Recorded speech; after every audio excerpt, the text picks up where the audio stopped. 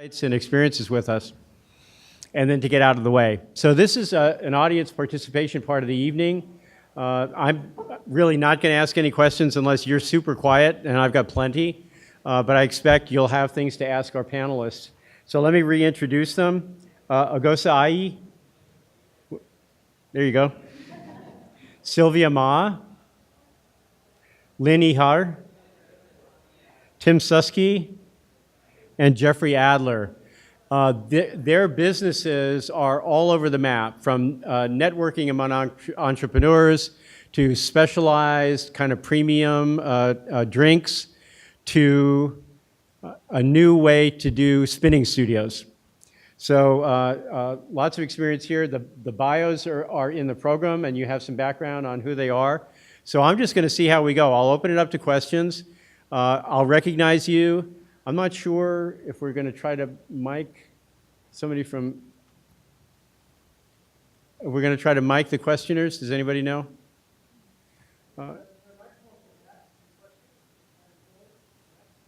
Mike's in the back. Mike's in the back. Mike. Okay, there you go. Okay. All right. So. Right, so there are mics at the entranceway, so if you have a question, Regina will find her way to you and you can ask. So the mics are mostly for recording purposes. Everything we do here, I like to say we use everything but the squeak. So we videotape everything and we make it available. If you're unfamiliar with our resources, our website is usdentrpreneurship.com. And everything we do is videoed there, along with a lot of other resources available to you. Okay, so the mic's ready, panelists are ready. What questions do you have? Dun, dun, dun. Yes. Who? Wait, hang on, wait for a mic.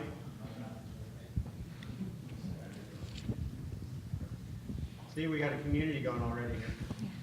Hi, this is to Agosa. Is that how you say it? Egosa. Yeah. Egosa? Okay. How did you guys go through like the actual making of the app? Did you guys code it yourself? Or did you guys like find a pro bono friend maybe? Right, yeah, so the first thing we actually did is we outsourced it from India and realized that the communication between outsourcing is not the way to go. And from there, we went on AngelList.com, which is a great place to really recruit and find developers in your area. We went through maybe 15 or 20 developers, and we found two that we thought would be really helpful to the team, and they ended up building the first and second iteration of Alumnify. Was that just like you just paid them once, or did they take? No, we actually gave them equity out of our option pool. It's convenient. Next person. When you're producing a software-based app like that, would you recommend having a background knowledge in coding, or did you guys have any background knowledge, or did you guys just kind of wing it and tell the developers what you wanted to be in the app? Yeah, I would really suggest trying to get some background information, whether it's doing a coding boot camp. That's what my partner did, because you'll be able to get an idea of exactly how good the developers are and what they're doing and what they're not doing. But when we originally started the idea, that wasn't the case. Either one of us could develop anything, so to speak. But we took the time to really do our research, and before you know it, we kind of had an idea of what developers to bring on board. But yeah, I would suggest coding boot camps. Is there a question over? In the back, there was a question. I'm going to cheat a little bit, but if you were to start your business again today, what was one thing you might do differently looking back? Or nothing? I'll kind of hop in. Honestly, the way it works out and the way I've kind of talked about it to a couple of people who have asked me, what's the plan? What's the outline? What do I need to do to get started? And there is no right way to do it. And every time you do it, it's going to change. So even if I did go back and start it today, it'll be a completely different path than how I built it now. And that's the exciting part, right? There's a word, it's called gaming the system. So going through school, you can game the system, right? You get the outline, you study it, you put in X amount of hours, you can be successful. That's not the way it is when you start your business. You can't game the system. You just have to show up, work hard. AJ talked about it before. Put your head down and just see kind of what happens, you know? I would have to Is there- agree. If I could ask real quick, Tim, is there a subtext in what you just told us that maybe planning a lot and building a huge business plan is not the best way to go? Or is there- It's not, I mean, I can say that now. We spent 6 months on our initial business plan, but we didn't use it. It was more so finding out, you know, if we were going to personally invest our time. And we had comfortable corporate jobs. We were going to be moving away from home. And it's just one of those things that helps you figure out, okay, does this business make sense? Is there a user for it? Do we have a solution? And I think that's kind of the value in building a business plan. You're never going to follow it. It's never going to work out. It'll probably break the first week. But again, that's the fun part. You don't really know where you're going to go. Then I see you smiling and nodding. Do you want to add? Yes, absolutely. The same thing happened to me. A lot of people ask me, you know, did you do a business plan? Because that's a typical thing that, you know, you're taught. You have to do a business plan, and it makes a lot of sense, obviously, because it gives you direction. However, I didn't do one, and I'm glad I didn't, because it didn't give me any limits. As things were happening, I kept grabbing from here and there, and there was really not I knew where I wanted to go, but I didn't really, you know, follow a path. I just kind of went, and I'm glad I did that, because it became what it is now. You're learning as you go. Exactly. So I want to just kind of go with that. As an academic myself, I have an MBA and a PhD, so I should have done a business plan, but I did not. But I really strongly suggest, let's say, like a pitch deck. You always need a pitch deck. You need to know what your ask is. So why not just do a 5-slide pitch deck? Kind of put it out of your brain and put it on paper. So that kind of sets you in one frame of mind. You have a vision. You go for it. You might pivot, you might change, you might add a slide. Just kind of getting that thought process out onto paper. And I think also, like what you said, I want to kind of go on and say something about grit, right? We have to have lots of grit and follow through. You know, really about entrepreneurship is just, like we've already said, put your head down, grit, and follow through. So I don't know, what else? What else? Well, I kind of guess I'm a hermaphrodite here. I agree with both at the same time. I guess where I am now in my career is I do believe in, you know, plan the work and then work the plan. Maybe that's because I have ADD, so if I don't plan, then I'm just have no pathway. I do think, though, planning is, you know, it's an exercise, right? It's not execution, it's an exercise. And then ultimately, the real learning and growing happens not by planning, but by doing.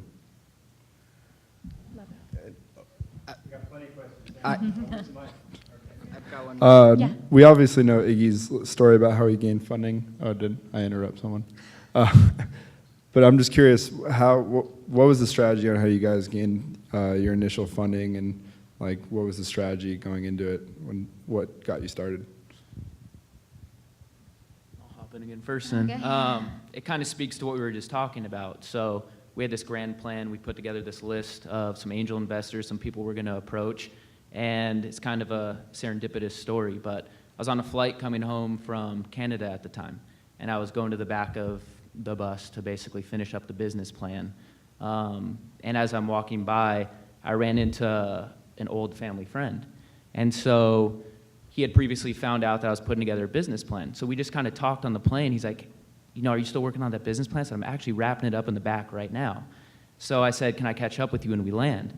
You know, so we landed, we got caught up. I got him kind of excited. He said, well, send me the business plan. So I got home late after traveling from Canada, hit up my business partner. I was like, we're staying up all night to finish it and put it in the mail tomorrow, so he has it in his hands. And so we did that. And we ended up getting a meeting with him and securing our first round of funding for our first studio. So again, there wasn't a plan, there wasn't a place to go. It just kind of unfolded, and we were prepared for it. So we had put in the work, the 6 months of business plan, basically. So we felt confident that we had something to present to him that he would understand and get our point across. Yeah, as for us, besides the V2 competition, we actually attended 2 accelerator programs where we were able to get about $40,000 from them. But besides that, we actually had a lot of mentorship, office space, and local investors in that area. And I think that's very important for young and first-time entrepreneurs, is to really try to participate in accelerator programs. There's so many of them here throughout the country now. Everyone wants to kind of have their own Silicon Valley in their city. And if you go on f6.com, it's a great opportunity to apply to them. I mean, we applied to 100 and only got into 1. And that one led to us creating Greekpool now, which is Alumnify. So I think accelerator programs are a great way to get some money, at least, and then meet some angel investors as well. I know for the founder of Hera Hub. So Hera Hub is a co-working space. I am the founder of Hera Labs, which is a business accelerator for female entrepreneurs. And then we now just launched Hera Fund, which is the first ever female angel group in San Diego. So I know that with the founder of Hera Hub, who is Felina Hansen, she bootstrapped. She asked her friends, families, and fools first, and she got enough to be able to have a little co-working space. Did people come and co-work with her? Yeah, awesome. Did people, after a couple months, pay her to work with her? Yeah, awesome. So she was able to grow that way, grow into profitability. Then Felina and I met at a networking event, another women's networking event at Qualcomm for QWise, which is Qualcomm Women in Science and Engineering. So we met, we had a great time talking, and we collaborated on a couple of events and a couple of things that she was trying to do. I'm an angel investor. She didn't know that at the time. So we were just kind of collaborating, having a great time. She was asking about how am I going to grow? How am I going to scale Hera Hub? We already have 3 locations in San Diego. What does this mean? As a business strategist, I was like, I love this. I want to talk to you more. We talked more and more and more. We talked about franchising. We got a number around franchising. She was developing her business plan of asking an angel investor. And I said, well, I'm an angel investor. Let's talk. Awesome. She got funded. So, I mean, you never know when it's going to be your person right next to you that you're talking to, you're collaborating with, you have an event with, you do something, you put out that... I didn't bring my checkbook, though. You put out that olive branch, and you work with somebody, and you talk to them about how you feel, and you show your vision. That's how she got funded. A couple thoughts to build on that. Those are really insightful comments. I'm as the founder of Delush, we're in the bricks and mortar space, so we sell drinks. And the neat thing about bricks and mortar, I think, is that you can, particularly if it's a local presence, which our stores, we have stores here in this market, the neat thing is you can bring people across to your place and have them experience what it is you're putting out into the universe. So I think it's kind of neat for those that are looking to raise capital and get some gunpowder behind your various business ideas, to the extent that it's something that you can touch, feel, experience.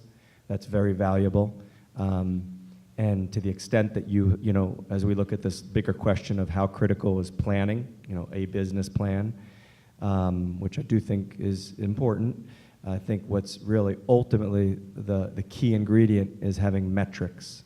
So to the extent that you can have proven out some baseline early stage metrics around whatever product or service you're want to add to the world, that's very helpful in attracting capital. I think so let me urge you to be a community among yourselves in the audience. Let's move the mic around to the next person. There's somebody in the back. And I know there's a question up in the back. Yeah, my question is, how did you find your passion, and what made you take the leap? Well, I'll start. Actually, mine would be international business. It comes actually from family. When I came to USD, I enhanced it with my degrees, and so I've always been into that world, and I always had also the little itch that I wanted to become, to do something different in that area. So I always kept close to those circles, to all the networking circles in international business, and in my particular case, I started noticing for years the lack of easiness to go into that field. And so for me, it was always very, very exciting to try to help people to get into the field. So that's pretty much how in my case, I developed that, I used my passion to develop what is now my business. So that's. Yeah, I would say I had an opportunity to do an internship at Ernst & Young in San Francisco, and I spent a lot of time really working on financials for a bunch of tech companies. And I was just kind of looking at the numbers and saying to myself, like, wow, it'd be interesting maybe to start a tech company. And that following semester, I met with my partner, he's a really innovative individual, and I was pretty good at accounting, so that's when we really sat down and said, hey, I could work on the business side of this, and let's really try to make something. And I think, really working on finding what you're passionate about, and I would say accounting is something I like, even though not too many people do, and finding those right people to partner with that may not have what you have. For example, AJ is great at coming up with the craziest ideas. So I think really keeping people around you that have different ideas and different ways to start businesses, and taking what you know and what you're good at and running with it. I always had a little voice in my head. I swear I wasn't doing drugs. That was always there. And I took a safe job right out of school for 2 years and went to a big company. And the whole time there's just something missing. I was enjoying it, but I was like, there's just that, an itch basically. And it's there, and it won't go away until you do something about it. And then how to find your passion. I opened up some fitness studios, indoor cycling studios. That definitely wasn't my passion before I started the business. My friend called me up and said, hey, I found this cool new thing. It's called, spinning. I was like, that's been around since '85, But I went and checked it out, and then we just started slowly talking about it from the business stance. And that's what got me excited, was starting the business around it. And there's so many facets of starting a business. There's branding, advertising, there's marketing, sales, there's the customer experience when someone walks in your door. So I got excited about the whole process of starting a business. And then with my technology company, I found out, I wasn't interested in healthcare either, but I got into the business with a friend. I became very passionate about front-end design, and I actually started exploring that and got into that just by, again, serendipity. But I think I just kind of found my passion instead of taking current passions, and I was a washed-up athlete. I wasn't able to do anything in the sports section, but finding those passions through just having the open conversations and being open-minded, don't narrow yourself, don't pigeonhole yourself, and just kind of always be open and be like, would I enjoy this? And kind of explore it. So I have one more. Sorry. So my passion, I think one of the things that I want to just put out there is that you can have as much passion as you want, but does that really match market potential? That's kind of what I usually tell the ladies that come through our accelerator programs, is that have as much passion as you want, but just realize what's out there. So with that said, I'm a recovering scientist, so I'm a geek. I love the lab. I have my PhD in biochemistry. So coming out of that kind of science background, loved science. I was going to be a faculty member, just putting it out there. I went to SIO. I wanted to be a marine biologist. I did not hug whales. But I said, I want to do that. But I created a women's group at Scripps. Interesting, okay. Because I thought I was 1 in 20 women. I had my first child my first year, which nobody had children in graduate school. So kind of an oddball, per se. So I said, you know what, I want to start this women's group to bring us all together. Then I started teaching at the engineering school at UCSD. Lo and behold, how many women do we have in engineering? Not very many. So I said, let's build a women's group around the women that we have here in engineering who are amazing. Male engineers are equally as amazing, but just women really needed that kind of just that environment to just talk to each other. So that was kind of like the underpinning. So then after that, I got my MBA. Lo and behold, we were 4 out of 45 women in the MBA program. So what did I do? Created a women's program. So, and so that was kind of like the underpinning, but that was my passion. Going back to passion, that was my passion. But I'm like, no, I'm going to be a scientist. I'm going to be a scientist. I'm going to go into, Invitrogen, or I'm going to go to Illumina, and I'm going to make it. But all this underpinning was right there, right in front of me. So I've met Felina, and I was like, this is awesome. I really want to do this as my career. This is my passion. And we talked about that there's, right now in 2014, there's twice as many women starting companies in the United States than men. Interesting, market opportunity. Awesome. Okay, so there's not a lot of angels as women. There's about now like 20% women angel investors as this estimate is right now in 2014. Interesting, I want to grow that. So all of that is like, okay, my passion of this women and really trying to have this collaborative, organization and platform of a co-working space comes together with what's out there. And I'm giving this as example, not just because I think women are awesome, it's anything. And a passion of technology, a passion of apps, a passion of drinks, a passion of whatever, that's your passion right there, whatever that is, and meet that with what's out there. Dr. Yeah. Wallace, may I? Yeah. Actually, I'm in class. Yeah. So, real quickly, just to the question about passion, my hunch tells me that probably most of y'all in the room have a vibe on what your passion is, right? You know, if you're really in a quiet Buddha-like space and reflect it, you'd probably sort of know what that looks like. I think the real question for me is not finding the passion, but finding the guts, right? To go after the passion that you probably know is already there. So, and then aligning that with the resources, experiences like this, right? To surround yourselves with the appropriate talent, expertise, direction, to be able to leverage that discovered guts, right? And invest into that passion. Thanks, everybody. You ready? We have other questions. There we go. All right, thank you.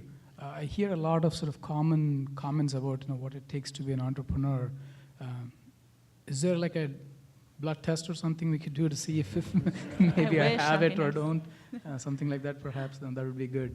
But more seriously, I guess, right? Particularly for the guys that have done some software here, how did you deal with the question of how to budget for the software work? I mean, how did you know how much it was going to cost, or particularly when you're outsourcing? And the second related question is, how do you keep it still yours? Because, again, software, there's no barrier to entry. I mean, anybody, including the developers, could just make another copy of it and make another company, I guess, or at least have a shot at it. So, how do you deal with sort of those logistics, if you may expand? Yeah, in regards to the budgeting aspect, I think we're really efficient at taking advantage of an option pool. So I don't know if everyone's familiar with an option pool, but a lot of investors ask that you allocate a certain amount of your equity to give to employees. And we did the whole outsourcing aspect in our early stages of the company, and we realized that a lot of the developers, they weren't necessarily passionate about creating our software. And when you're able to take that equity out and make them feel like they're really part of the team, that makes a big difference. And as far as the legal aspect, we have our attorneys that really go about and make sure that they sign documents to not, I would say, leave the company the next day and they want to go about trying to start the company with our idea. So I think making sure that you have an attorney to deal with that. But at the same time, I think it's very important to allocate that equity to those developers. We sucked at it. We raised a seed round and basically burned through it in about 8 months because we brought in people from the outside. So we had the skill sets in our company. I was just doing graphic design. I did stuff for surfing, skating. I never did front-end design. And so we hired a front-end designer. And I was supposed to be chief designer, right? And so we brought in 2 or 3 people from the outside, and that's what we spent a lot of our money on, was the product development. And we had a budget for it, but we burned through it too quick. And so we had to come back and say, you want to know what? You asked about how to keep it yours. And we actually started from square one. We scrapped our whole initial product. And we had about 5 VC meetings already up in San Francisco, gone down the road with a couple people, and we decided to scrap it, stop spending money, bring it in-house, and we taught ourselves some skills. So coding schools, some simple app coding. We were going to do cross-platform, and our in-house developer had never had that experience but taught himself. I said I'm going to move away from graphic design and go more towards front end, which you have to study UI, UX I knew nothing about. And we started from square one. So it kind of helped us build our skill set, reevaluate who we were and what we were good at. But we had to learn the hard way, you know. So it's just one of those things where if you have the skill set within your team, keep it that way for as long as possible. And then when you're ready to kind of grow beyond that and you absolutely are hindered by not having the resources, then I think bring some people in. Yes, I'll just say a word. I completely agree. Ours is actually an online portal. So we don't necessarily have a software, but we do have an app, and we do have like a marketplace, and so it deals with databases and everything. And we learned a lot. At the beginning, we wanted to do it ourselves. I'm kind of like a computer geek. I like all that. So, but I didn't know any coding, so I taught myself. But about 6 months ago, we learned that the website builder that I had chosen to help us with I didn't read all the small print, but they actually owned all our information. So we couldn't really have a company. I couldn't consider it mine if somebody else owned it, obviously. So we quickly hired a developer that actually an alumna from USD connected me with, which was excellent, alumni connections. And he was able to extract the information and place it in this platform that's ours completely now. But that was kind of scary at some point. We had to act fast. Yes. Hi. So I'm sorry, I think this question is going to be a little bit more targeted towards Lynn because of your extensive international business experience. But can you give us a couple of the common challenges that come up when you're doing business internationally, as well as some of your more successful strategies for overcoming those challenges? Well, I think the biggest challenge is perhaps connecting. The world is so big, different cultures. Connecting and finding the tools to do so effectively, finding the right people, finding the right people to connect you, to hold your hand through it. So I would see that's the point where people want to start doing it, but the moment where it's actually okay, ready, I have the product, I have everything, but let's do it. That's where people just kind of drop the process. And what we're trying to do is make sure that we take people from the beginning and we take them all the way to the end, and we connect you with government entities, which, believe it or not, are very helpful. You probably don't want any government agency because you figure, oh, they're going to know all my secrets and I'm going to be watched. And but not necessarily. Department of Commerce has a policy to help you without really getting into your personal areas. So we try to help you with that, but that's probably the point that gets people. And of course, down the road, getting payments, shipments, and all that, and all the little challenges. But it is very doable, and we make sure that you don't freak out through any part of the process. I kind of went somewhere else. Yeah, please go ahead. No. No, ladies first. Oh gosh. So I just wanted to kind of put a little bit into. I'm not as experienced as her, but I just came back from the Latin American Startup Conference. So we started up the conference saying that Latin America is, startups in Latin America are where opportunity meets inefficiencies. So just putting it out there.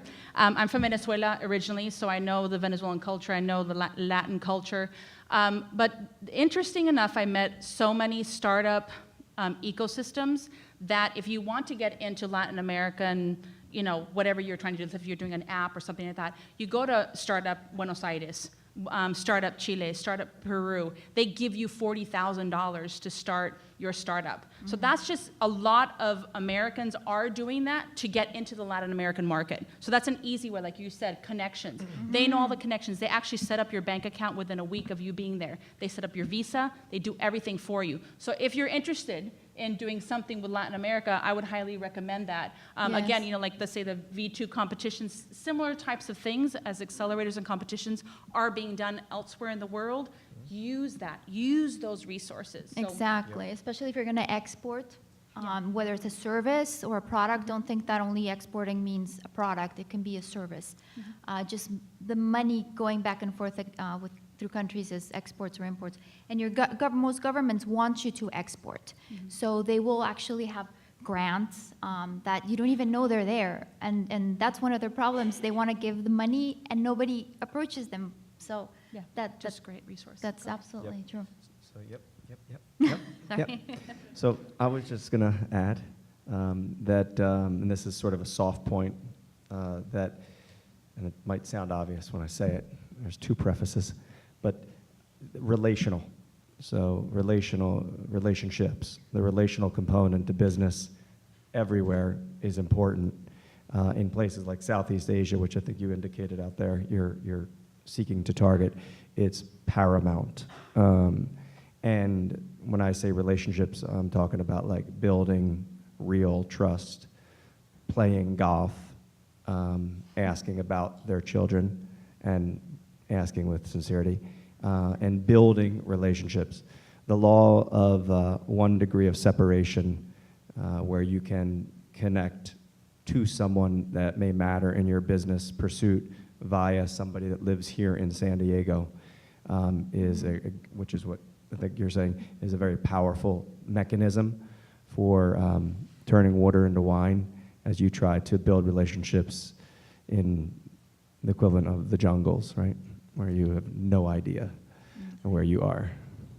Exactly. I'm enjoying this so much.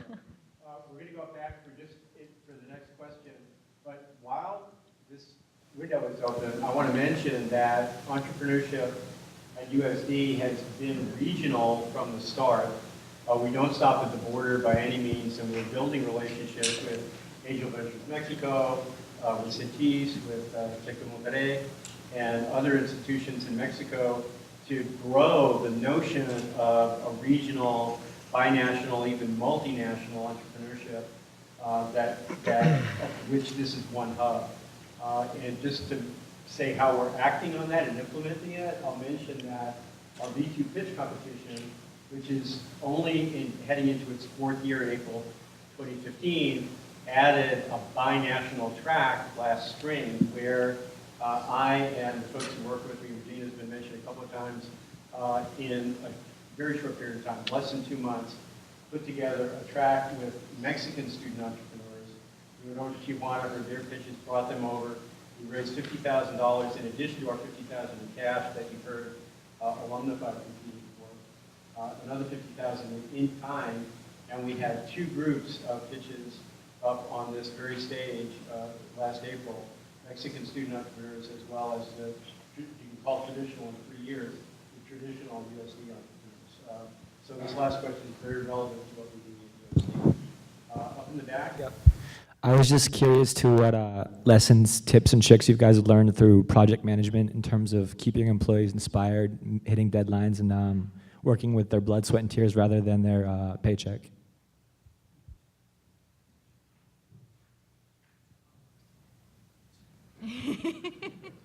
I mean, I'm just asking that because I just lost a developer yesterday to a big promotion in Silicon Valley, so I'm just like kind of bumming about that.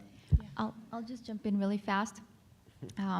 My team is actually mostly composed of interns, and the way that I keep them motivated to even continue with me without me even asking after they complete their hours for school is I try to empower them, and I try to give them a space in the organization and listen to their ideas. And whenever we come up with something new, I bring it to the table and I say, what do you guys think about this?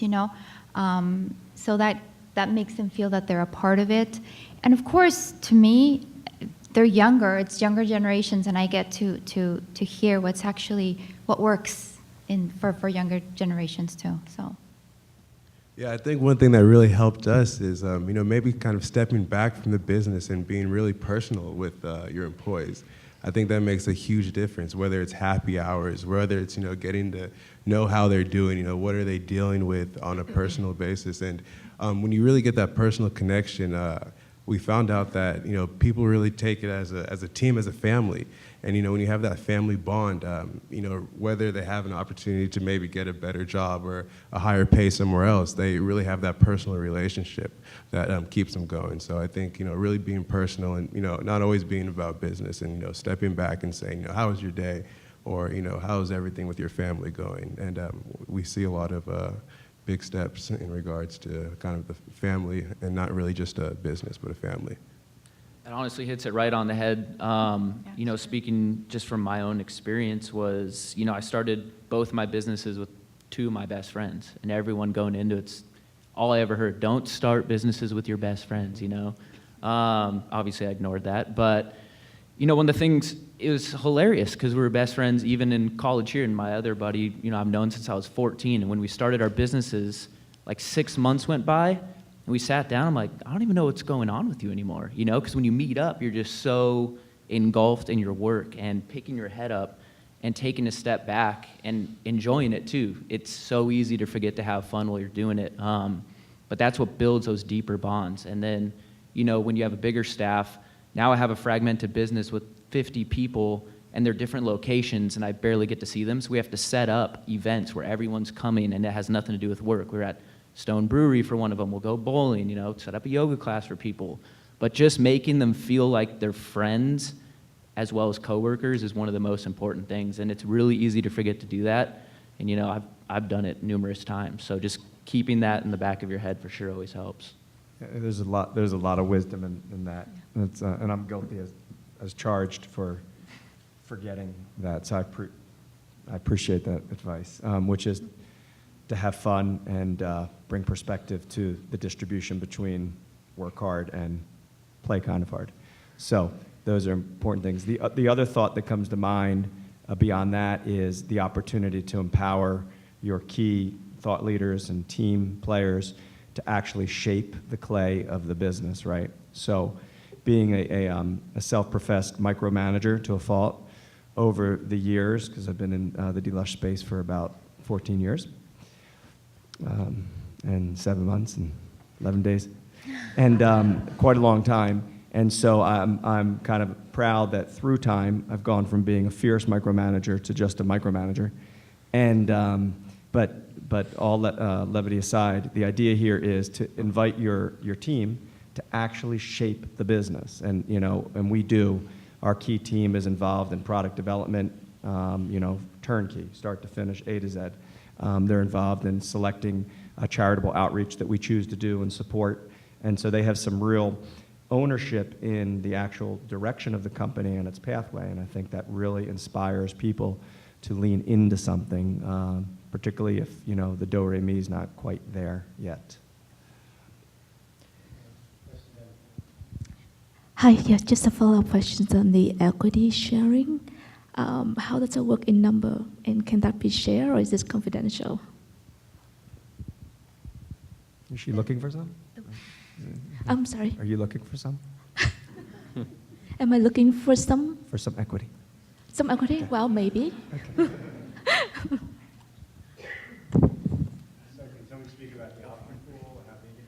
I can do real quickly. Delush has a 10%. So we have, it's an LLC. Delush is an LLC. It has stores here in the U.S., a few of them, and stores overseas in the Middle East that are franchised. But it's under one enterprise. And the way it works is our key stakeholders, and there are 4 key employees and/or officers, and we have 10% of total outstanding units or shares are designated for those key employees. So if we have 10 shares outstanding, 1 share is distributed among them. If we have 1,000 shares outstanding, 100. It's fixed as a percentage. Does that help? Oh yeah, that does help. I understand that's different from, you know, different time of corporations, from a corporation. So with us, with Hair Hub, when we franchised, so I got a piece of equity, I guess, and we needed to get some advisory board seats put together. So that's very important with some startups that are out here in the audience, is how much are you going to give away to your advisory board? as equity compensation. So what we realized that, we're going to have, it's a long haul. It's going to be, 5 to 7 years of our exit to exit. So we said, okay, as long as you give us more years, you get more equity in the business. So if you were an advisory board member for 1 year, it's 0.5. So every year you increase by 0.5, so that we give them a little bit so that they want to stay, and they're invested in the company, so they want to grow with us. So it's just it's a small amount, but it's something to give them as a reward for their service. How about, between founders and key employees? Yeah, so with our company, we're a C corporation, and what we did is my co-founder and I, we went 50-50, and we allocated about 15% to our option pool. And for our employees that are taking any type of equity from the option pool, they actually have a 4-year vesting plan. So let's say, for example, we get a developer on board that has 2% equity. It's only given to him within that 4%. So after that following year, he'll only get maybe 0.5% of it, and then we could sit back and evaluate, well, do you think, is he worth, staying with the company? And then if he is, then he continues on. But it's usually vesting, and I think that's something smart that anyone should do, is probably have it vesting contract, as opposed to just giving out 2%, because they could leave the next day and you can't get that 2% back. So. Thank you very much. So actually, I think we have time for 2 more questions. We'll leave it quick. One up and back, and one. You're gonna have to flip a coin. You've got the mic and you're in your hand up. Thank you very much for making yourselves available to us this evening. Really appreciate all the insights. Could you tell us a little bit about some of the criteria that go into when and where to expand your businesses?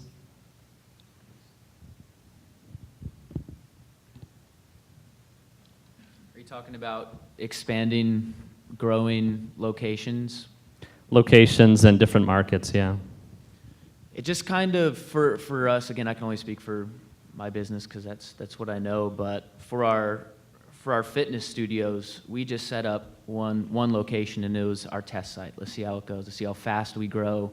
Let's see if we can even make money doing this. And after the first year, we kind of sat back like, well, this was successful. And so you have to revisit it and see if it makes sense, if it's if you can replicate it. Some people start exploring franchising pretty early on. We explored every avenue. Like, can we franchise this? Can we license it? Should we just focus on per location? And we didn't know. I don't even know if we still know, but we just talked to as many people as we can, and ended up finding just let's grow slowly. So let's open up another location that has a similar demographic. Let's see if it can be a success again. And so we opened up our second one, and it was a success. We said, okay, let's head up to Encinitas. And so we're exploring that. But just staying kind of, in your comfort zone and just doing it long enough. It's been 3 years now, and I still feel like I don't know anything. And then just kind of talking to people who have done it before. We had never been there. I was 27 years old. No one trusted me with their money, and so we were just testing it. And as it was succeeding, we just, okay, we'll keep doing this. Please. Thanks. I would say for us, really just speaking with potential customers, we found out that, private high schools actually wanted to use our application. We thought at first that it would only be universities, and from talking to a lot of people, doing a lot of interviews, trying to find out what's really the problem with alumni engagement, we found out that high schools would like to use it, and even organizations, and even up to companies. So I think it's really just taking the time to speak with as many people as possible and find their problems and solve them. Yep. I was just going to add to that, in the chronology of the Delush story, as it unfolded and still is unfolding, I made some foolhardy mistakes to kind of reach for shiny objects far away and think that Delush could open up its first store here in San Diego, which it did, breathtakingly well, and then open up the second store in Kuwait City, and have the capacity to brand manage and see success in managing the execution risk side of spreading really wide. So over the years, we've learned and now have arrived at a dead set conclusion that there is Dorothy from the Wizard of Oz, no place like home. And so all of our stores for the near term will be, within a very geographically friendly distance, so that we can, again, manage what are, some inherent risks to the bricks and mortar consumer-facing space that we live in. Mine is actually online, so it's worldwide. However, to answer the question, we focus just mostly on marketing, where we're going to go, where we want our most clients. And right now, ours is Latin America. We saw the niche, less competition, and so that's kind of where we're focusing right now. Maybe in 6 months we'll focus on somewhere else, but this is where we see. So that's kind of how we. In just 2 words, profitability first and traction. I think when we were selling our franchise across, we sold it to DC, and we're having about 12 other ladies across the nation talking to us right now. It's traction. It's getting, and that comes from marketing. So that's my 2 cents. Great variety of different models for scaling business. That's terrific. So the bad news is we're actually over time and we have to stop. The good news is that the next part of the program is, in some respects, not to say this wasn't amazing, but amazing too. Amazinger.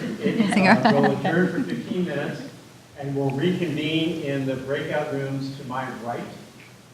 Each of these 5 panelists and the 5 entrepreneur alums and friends who are in the other panel will be set up in a spatially separated area, and you'll have another 45 minutes to join a conversation with one or more of them as you choose, on a little bit more intimate level. So it's kind of our speed dating, speed networking portion of the evening. We hope you'll stick around and join us for that. So 15 minutes, and then be back over, find a person that you want to speak with over in the breakout rooms to my right.